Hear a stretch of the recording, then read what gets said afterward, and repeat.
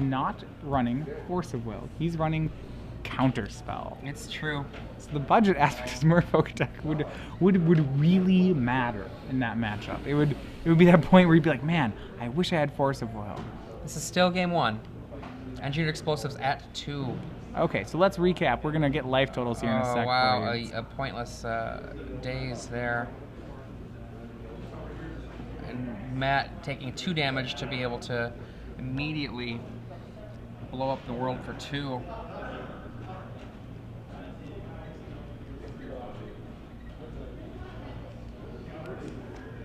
And Joe Gebhart losing all of his creatures.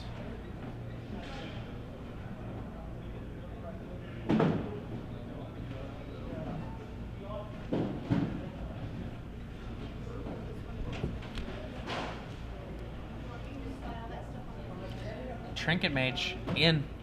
All right, so Matt clawing his way back into this, and it looked like Joe Gebhart has run out of resources this game. He just has days left in his hand. So let's recap the board for those of you listening. Joe, as at 21 life, has 4 islands and a Cavern of Souls, and played just a lone daze in his hand and a stocked graveyard. It looks like a lot of stuff has been killed. Matt with 6 lands in play, a Trinket Mage, and a now Jace the Mind Sculptor. So actually, yeah, that's... Oh boy. All right, Matt seeming to have locked up the first game. I would say, despite the fact that Joe Gebhart has a Cavern of Souls and Matt Hoey has only 1 Dust Bowl to answer it, I think that this is done. Oh, certainly. Is that a Dust Bowl? He does have the Dust Bowl. All right. Is it already out? Not out, but it is in the deck. Yeah, as I said. No, I was just looking at the deck list. That's we don't see Dust Bowl very often, but I do like the card. Counterspell and Daze in Joe Gebhart's hand.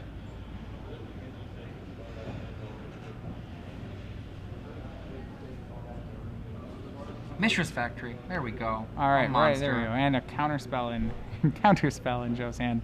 Not going to help against Jace. End of the turn. Click. I think he's going to click himself. That's what I would do. I think it's going to get countered. Sure. Boom. Okay. Take it. That's a. Is that a Mirage counterspell? Not Mirage. I think it's Tempest. I mean, yeah. Thank you. It is Tempest. And Batterskull. Yeah, that might. He may have been baiting out the counterspell. And you can see the vampire germ there.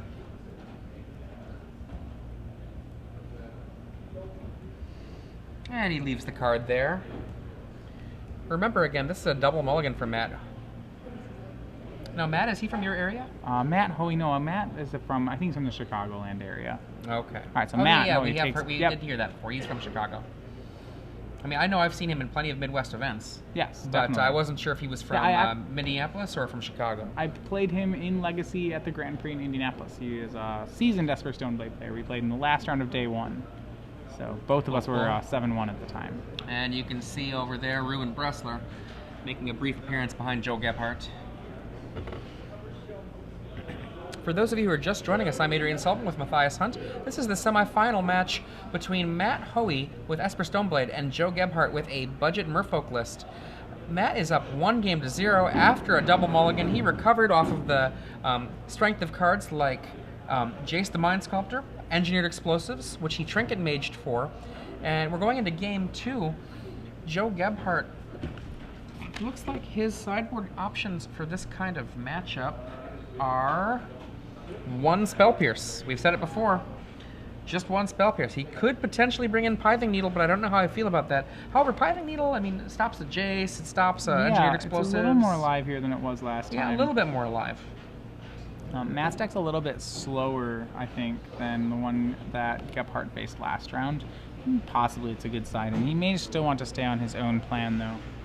One thing, they've been able to see each other's deck lists. Joe Gebhart knows that there are no sweep cards in Matt's deck except for the Engineered Explosives, which unfortunately for him, with the number of lords he has that cost 2, yeah, with Merfolk especially moving to a more 2-drop based deck, the Engineered Explosives will become better and better against it. In the sideboard, Matt Hoey has a Terminus, another Engineered Explosives, a Zealous Persecution, which can do a small little touch of work if he gets it at the right moment.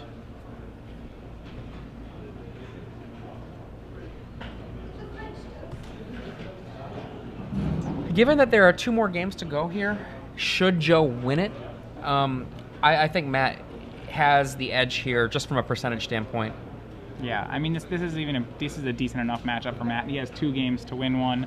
I like Matt to win this. I'm kind of sad. I was rooting for Joe. Yeah. It's not over yet, though. I mean, one of the things, it isn't over until we've shuffled, presented, and played out the game. Mm-hmm. So, I mean, Joe's still got to be really, really psyched about how this has been playing out for him. As you were saying before, all smiles last round. I'm having a great tournament. Oh, totally. Absolutely.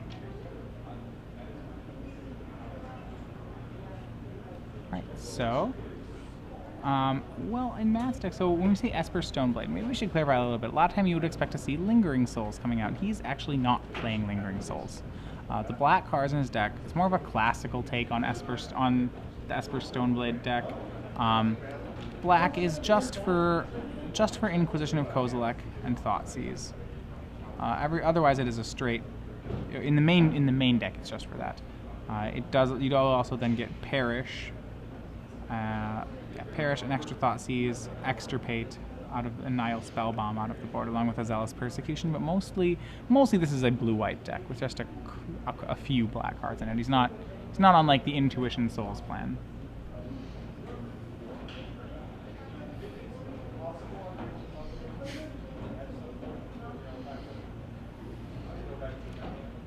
Matt Hoey, I mean, let's pretend that he has for the sake of argument, let's pretend that he had even a slight disadvantage, which I think that you're arguing pretty effectively that he does not.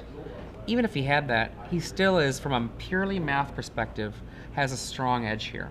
And if we just imagine that Joe Gebhart had a 60% chance to win games 2 and 3, which is probably an exaggeration in a long way, that would still put Matt Hoey almost a 2-to-1 favorite for this match. Yeah.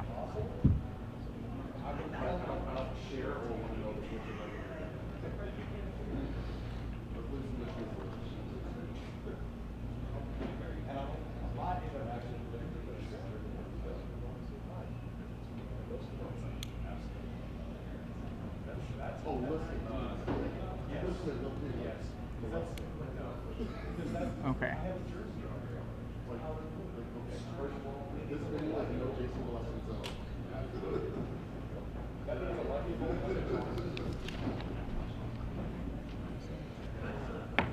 So, Joe Gebhart shuffling, Matt Hoey shuffling. I normally don't say this, but I have to say that I'm not rooting for the Merfolk in this game, primarily because I want to see this smiling Matt Hoey play against Belcher and see if he can keep smiling. Sure. I mean, he actually seems fairly well positioned. I think if you're the Belcher player, you're cheering for Merfolk to win here. In this case, this is unusual, but true. But I think this is true. One guy doesn't have Forcible. I'm actually not sure if Corbin Rudnick would be cheering for either of these players in general, because if he is a very new player, he might not have any idea about how the metagame usually works. He probably knows that Force of Will and these cards exist. I don't know if he'd be able to place them all in decks without seeing deck lists, but he does see the deck lists. The cool part about Belcher is you really don't have to care about what your opponent's doing.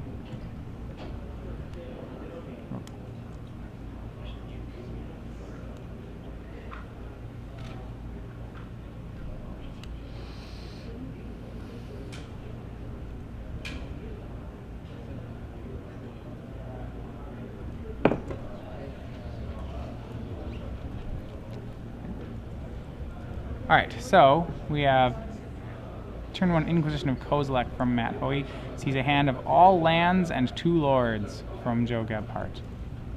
For melting to 6, Matt's got to be pretty happy with this. I guess there's 2 Mishra's Factories in there. He's going to have to deal with those, but fairly not that hard to deal with. He takes the Master of the Pearl Trident. Goodbye, Master. Yeah. And turn 2, Joe, Mishra's Factory, says go.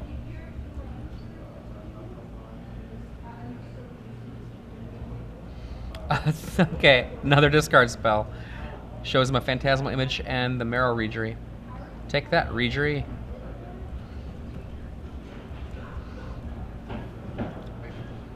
Go. Right, only so one yeah, land. Only one land. Just the one land, so he may get beaten down. Yeah, that Coral Hump Commander. Coral Hump Commander. If only it were Coral Merfolk. Yes, yes. I keep saying Coral Merfolk, but I mean Grillhelm Commander. So Commander now down. Force of Will. It. Sure. Is no Spell Pierce available. Goodbye, Coral Helm Commander. In his hand. He's just left with Image, which he can actually image a Mishra's Factory if he really wants to. Another island. Oh, time to start beating him up with lands, I think. Activates Mishra's Factory? No, you don't activate it off of Mishra's Factory. That's... No... Pump it with the... Unless he's going to image it. He might image it. Tax for 2? Sure. Take 2? I'm assuming we have Phantasmal Image coming down here then. I hope so. Oh, That'd be cool. Otherwise he missed a point of damage. Takes 2. There we go. Is it my turn? Is it your turn? What happens if I copy this? I don't know. Alright. If you target my Phantasmal Image, which is a Mishra's Factory okay, with a he's just wasteland... passing the turn. Okay, so Matt, he did miss a damage there for Matt. Then Inquisition coming down from Matt Hoey, going to get the Phantasmal Image. Alright. So now Matt just needs he needs a wasteland. And he's got a Jace and a Snapcaster in his hand. And Silvergill Adept is in Joe Gebhart's hand. He can't cast it for 2. He doesn't have a... Oh, he's casting it for 5. Alright. 5 mana Silvergill Adept. Not exactly a Muldrifter, but, you know, actually works in this situation. He draws Ether Vial. Yeah, just in time. Matt passes back. That's a pretty soft keep, it's looking like, or it's a keep that's really not working out. Phantasmal Image on Silvergill Adept? Nope. 6 damage. Here they come. Alright, Matt's going to drop down to 10. Phantasmal Image? Oh, he leaves the counterspell open. That's fine with me. Yeah. Snapcaster Mage coming down. That's going to get counterspelled immediately. I'd counterspell it. I don't know if I would. It's just Ambush Vipering? Yeah, it's just... There's nothing in the graveyard. I'd let it happen. Sure. Have it take... Yeah, actually, just let it happen.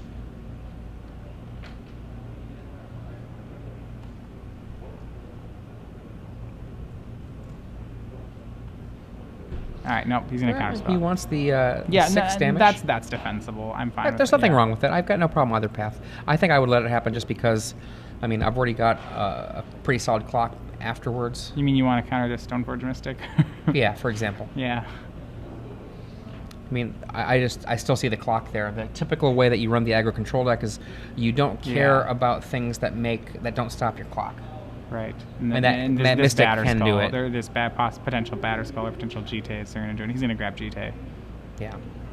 Yeah. I mean, absolutely. Yeah, Hoey's going to drop to a perilously low life total, but if he can stabilize here, it'll be great. I believe Joe Gebhart has a Phantasmal Image in hand, which means he can copy the Stoneforge Mystic and get his own GT. If he sees it. Drops another Mutavault.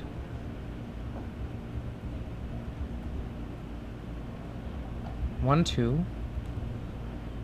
Activate Mutavaults. Alright. Apparently might not see it. Both are factories. Remember, factories. They're factories. I know. It is the assumption you'd expect to see Mutavaults here, but they are not. They are Mishra's Factories. He did not have the Mutavaults for today. In. Makes it 7. Pumps one. Alright, he catches the pump. That's 7.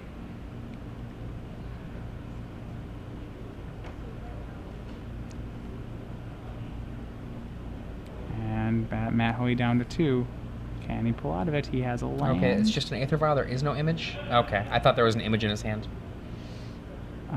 What is he putting in? Does he have the Batter Skull in his hand? He might already have the Batter Skull. He must have the Batter Skull in hand. That's the only thing that makes sense here.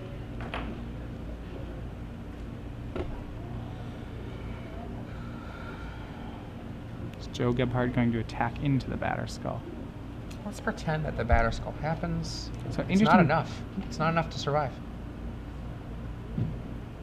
Nope, you can just swing right through it. Yeah. As long as he just activates all those Mishra's Factories, it's not enough unless unless Matt has something else. Yeah. Don't cast anything, Joe. Just activate and go. Yep. It's all the Eggy Eggs. It might be a little scary. He's gonna activate just 2. Just 2 doesn't quite do it. That does not quite do it. Oh, and Matt could not be happier about this. Joe had the chance to win there, but it's not gonna happen. Boom. That was a big one. Yeah, that was a big maybe one. Joe realized it now. Yeah, if he activates the third factory, the game's his here. But now I think it's going to be out of reach for him.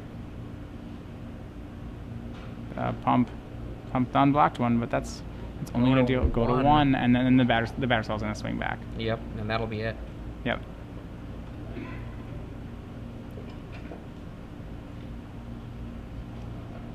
I mean, honestly, at that point, it's better just to let him be at 2 and cast the Reejerey. Sure. I mean, there's this problem too. The GT is coming down. He's hitting for. That's it. Yeah, that's it. Okay. Boo, hiss, boo. All right. So 2 counters on the GT for Matt Hoey. He's at 1 now. He moves from 1 life up to 5. 2 GT counters. Joe with only 2 factories and an adept in play. Joe draws Daze. That's not going to do anything. Joe actually doesn't really have a way to get Batter Skull off this board.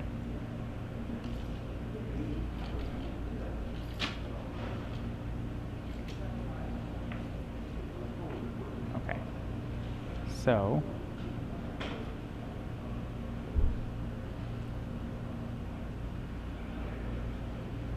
All right. Yeah, contemplating here. He wants to play the Reejerey. Go ahead and do that. In response, we're probably going to get to see a murdered Silvergill Adept. And we are trying to quiet down even more at this point, despite the fact that our players are across the room. They can hear us a little bit. Right, so we'll move mics a little bit closer, be a little bit quieter. Here we go. Okay, so we have, in response to the Reejerey coming down, Matt Hoey's going to destroy to get rid of the Silvergill Adept. GT goes down to 1 counter, still on the germ token. Joe's hand, Ether Vial Daze, no real game in it. This should be over in a couple turns. Swings in with the Batter Skull token, and if there's no block, he's probably going to pump here.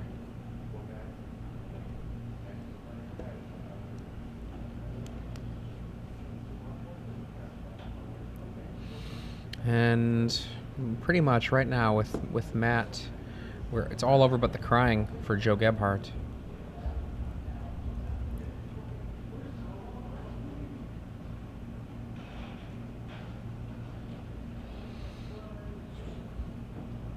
Daze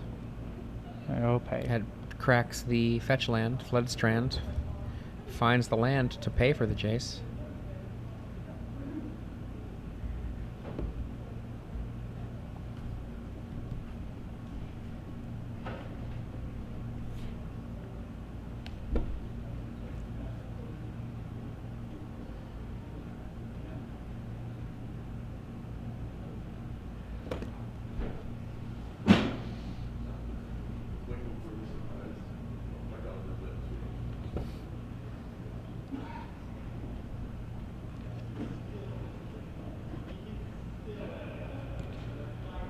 Okay.